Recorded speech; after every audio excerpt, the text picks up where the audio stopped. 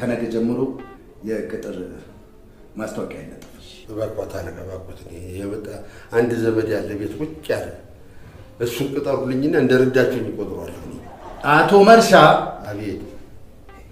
አንተንም በዚህ ሁኔታ በመቅጠሬ ተጸጽቻለሁ። እሺ ተውት፣ በቃ ማስታወቂያው ይገባና ወይ ማስታወቂያ ሲለጠፍ እንደዛ ነው ይሻላል። በቃ እንደሱ ተሆነም ደግሞ ጥሩ ነው። እኔ ነግረውና መጥቶ እዚህ መዘገብና በኋላ ጉቦ ሸቆጥ አድርጌ ይቀጠራል።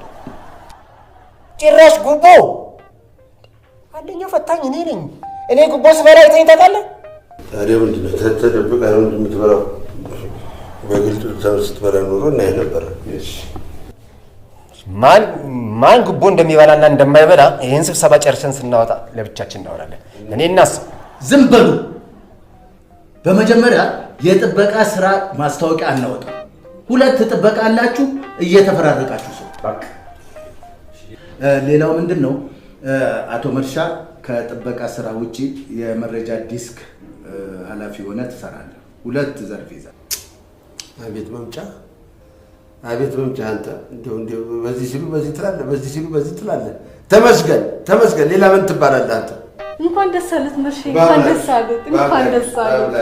አምላክ ጭራሽ እንኳን ደስ አለት አልታፍኝ እንዴ? ጥበቃ መሆን አልቻላቸውም። እንኳን ደሞዝ ተጨምሮላቸው የስራ እድገት አግኝተው ይግደሉ እንዴ? አይዳ ምንድን ነው የምታወሩት?